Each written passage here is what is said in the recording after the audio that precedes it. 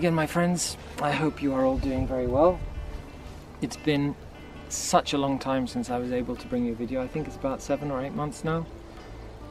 And basically, long story short, since leaving north of Greece in June, after finishing filming for the Nat Geo documentary, which I hope you managed to catch on National Geographic Wild, on Greek wildlife. It was called The Hidden Wonders of Europe, and I was filming part of the, a large part of the Greece episode. Anyway, so when that finished, I came back down to Athens to find an apartment here, because I was going to be joined by my teenage daughter, who was going to come and go to school out here for a year, and so I needed to set all that up. And then we also found this little guy down here, who was a rescue. He's part Greek shepherd and part God knows what, but he's very cute, and so I've had my hands full trying to raise him and sort my daughter out at school as well. So yeah, plus working and not really having enough time to make videos, but here we are anyway. So I was approached a couple of months ago now, actually, by this company who make trail cams, and they asked me if I would review this particular camera that they had brought out. I think it's one of the budget end ones, so around £70–80 British money, 90 or so euros I guess, and about $100 US. So I'm going to try and find a position. It's called the CEYOMUR Trailcam, or CY70, and I'm going to try and find a position up this ravine, which is basically a ravine which carries on up from where I live, just down the coast from Athens. And after the buildings finish, it carries on up the mountain, and it's quite beautiful. It's quite difficult to access, but I'm hoping that it's also a route down from the mountain to the residential area for foxes, because people leave food out in certain places for the stray cats, and it also attracts the foxes. So I've noticed a couple coming down, but I don't know that they're coming using this route in particular, but it sort of makes sense that this is where they would walk through. So I'm going to set up a trail camera a little bit further up here, this trail camera, that way we can try it out and also see if there's actually any movement. So I shall see you in a minute, and we'll unbox this together when I get to the spot. See you out there.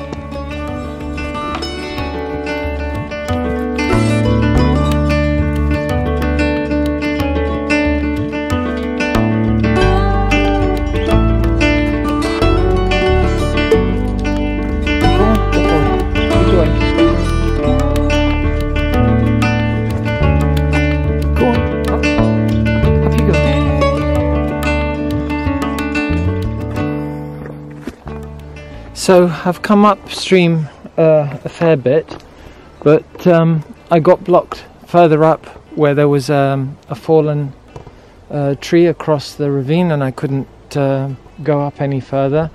So I've come back down here to another fallen tree. I don't know if you can make that out behind me. So there's a fallen tree just here, and it's created like a tunnel through the ravine here, and it makes for quite a decent spot, I guess, to set up the trail cam and see if we might catch anything coming through here.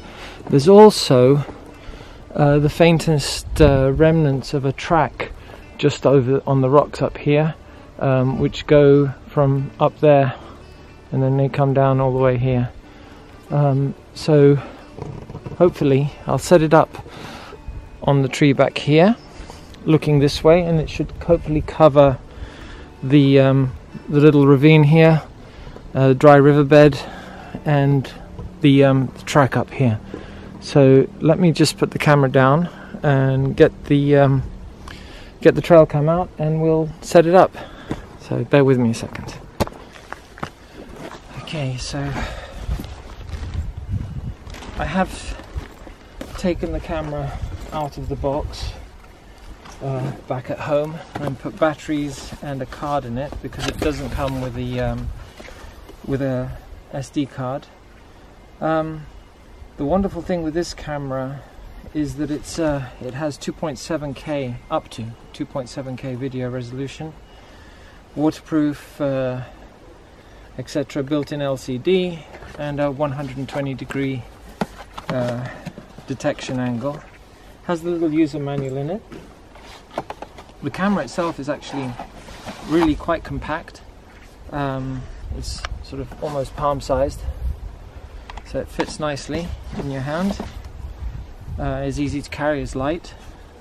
In terms of accessories that it does come with, like I said, it doesn't come with an SD card, so you'll have to get one of them. Plus the batteries. It uses 8 AA batteries. It comes with its mounting strap, a mounting plate, and the USB cable to connect it to your computer. So I'll put that away for the moment because we won't need that.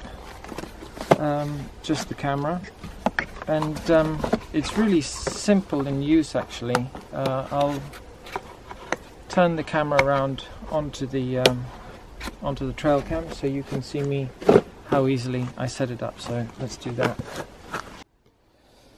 Okay, so here we are with the camera. Opens up with these little latches on the side, as usual, and it reveals the battery compartment just here. There's a little pull string to open up the door. You load up your AA batteries in here, so that's quite convenient and easy to open and access. And then the main setup of the cameras here, so there's a little screen here, on-off button here, so the into the middle position is to set it up. So give that a chance to boot up for a moment. Go straight into the menu, and first item is mode, so you can choose that to set photo or video or both together, so I'll just leave it on video for the moment. You can set the peer interval here. And again, it's really easy to navigate. It's just up and down, left and right buttons with an OK in the middle. So to select a particular item on the menu, you just hit the OK button and it'll select it, and then you can make your choice. And again, so this is the peer interval. To move up and down, you can just up and down with the buttons, and then OK when you're done. Peer sensitivity, so low, medium and high. So I just leave it on medium. Interval is off. Infrared LED is on automatic. So that's the basic setup. And then because I'm in Europe, my frequency is set to 50 Hertz. So if we move across to the photo menu, you can choose what image size you want, up to 24 megabyte image, which is quite large. Decent resolution there. You can set the number of pictures you want it to take, and the shutter speed, which is the maximum of 1/30th of a second. And then if we go further right, we go to the video mode. I've chosen here the maximum resolution of 2.7K 30 FPS, video length of 20 seconds, and I'm recording audio as well. And then the last item on the menu is your basic settings, where you can choose the language, format the card, which we can do now actually. Format, OK. Date and time, and the time format, which is 24 hours. And then you can choose the date stamp to be on the recording, beep sound, you can name the camera, password setting if you want to lock it, and then auto power off is set to default of 3 minutes. And that's basically it in terms of setting it up. So we get out of there again just by pushing the menu button. It takes us back into the main view, so we can see all our settings. At the moment it's set to photo, which I don't want. I want it to record in video. So we just push the mode button here, and that'll switch it into the video, which you can see confirmed up at the top of the screen there, 2.7K 30 FPS. Okay, so that's ready to go now, and all we have to do is basically push the little switch all the way over to the right, and that'll arm the camera in 5 seconds. It gives you a countdown, and then it's ready to go. Okay, so close that back up. And that's ready to be put into position. So I shall just do that, set it up on the tree here, try and get my angle of view right. Where's my dog off to? He's just exploring back there. So yeah, and we'll see over the next couple of days if we manage to record anything. So let me just go do that.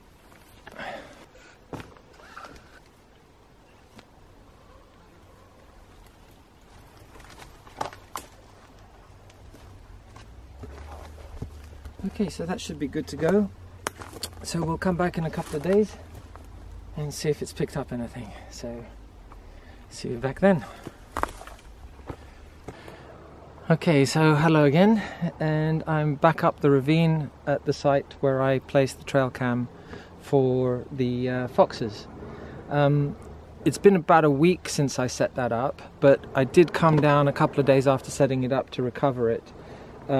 Basically because we had a really nasty weather front come in, and so I wanted to rescue it from that, and also because I was really curious basically to see the footage, if any, that the camera was able to record, and I'm happy to say it was pretty decent. I mean, the sensor on these little cameras is absolutely tiny, so even though it's 2.7K, it's not going to produce what a DSLR can produce. But having said that, it's still absolutely great footage, so I'm happy to endorse the camera, and I shall be leaving a link to it below this video. If you're interested in acquiring a trail cam, you might very well consider this one. So yeah, so I'm back up. I've got a couple of days of leeway in the weather, and then it turns bad again apparently.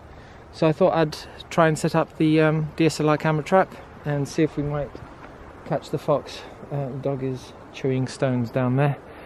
Never mind. So yeah, so I'll set the camera up here. Reviewing the footage that I got off the trail camera, it seems that the fox is coming down from that track that I mentioned, the faint track up on the mountain here, and he comes down across these rocks and up the gully here. So I'm gonna set up the camera so it has a view of these stones, because they're quite nice, these rocks here. I don't know if it's focused.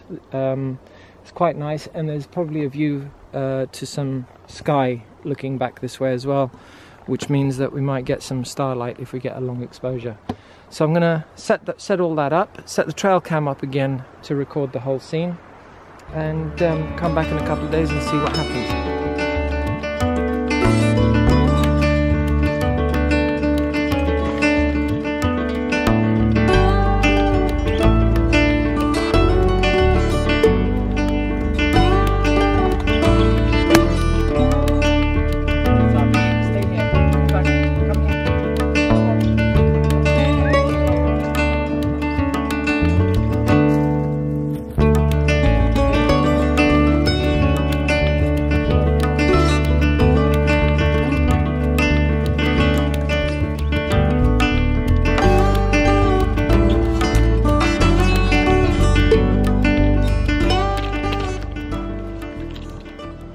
So I've set all that up.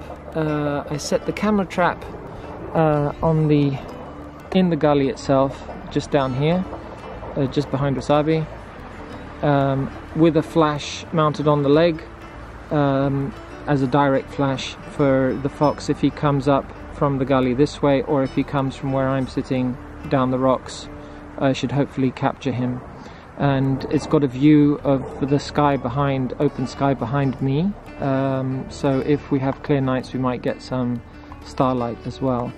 And then across the way here I have the trigger, which is hopefully capturing movement from the gully itself and from the rocks where I'm sitting. Next to that is the flash for some side light and hopefully to light a little bit of the background. And up here on the tree, back where it was before, is the Trailcam to record the whole scene.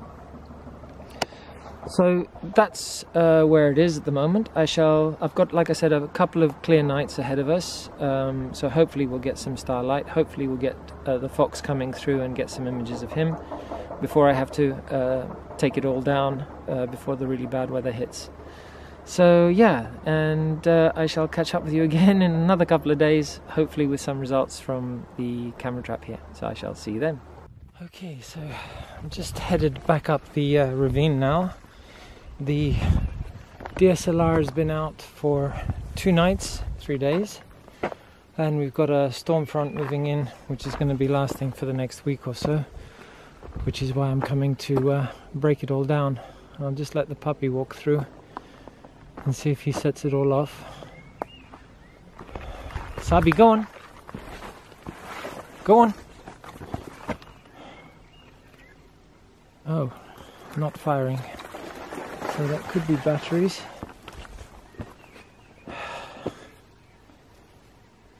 And that's not a good sign. So hopefully it might have been set off so many times by something. Like I said, there's a lot of stray cats just down by the residential area, and if they wander up this way they might have been setting it off.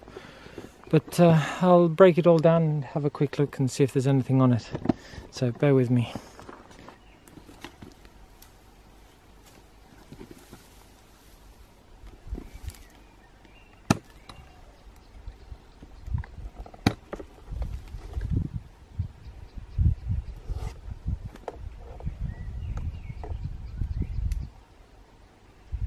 So the battery is completely dead.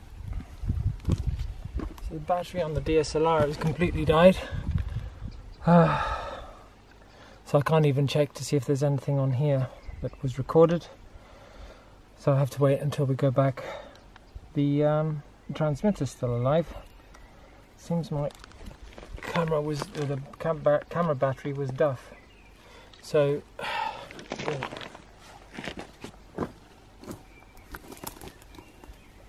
I'll break it all down, take it home and see what's on it, if anything. I have a feeling nothing will be on it.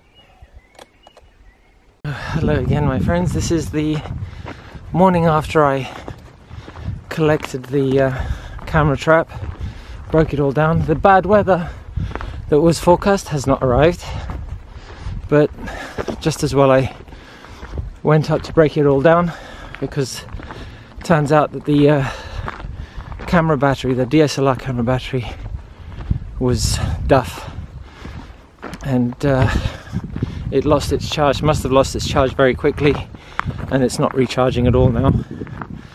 So yeah, in the event I only got 3 images of the fox, only one of which was actually sharp, where he stood still long enough to actually record a decent picture. But the picture itself, in terms of the position of the fox and the whole scene, the background, is not that inspiring, to be honest. So I'll have to rethink either the setup in that location and try and improve it somehow, or find an alternate location where the fox is larger in frame, or where the background is that much more interesting. So yeah, that's actually partly why I'm up the mountain now with the dog that keeps trying to bite me. Dog. And as well as to give him a bit of exercise, and me. And yeah, so that'll be hopefully coming in a few weeks' time in a new video. But for the moment I shall leave you with that picture and a little bit of the Trailcam footage. And I hope that you've enjoyed watching this video. Unfortunately the result wasn't quite what I wanted, but that's the way it goes with camera trapping. Sometimes you get a fantastic shot, and most of the time you don't. So I shall catch up with you again soon. Thanks again for watching, and I'll say bye for now.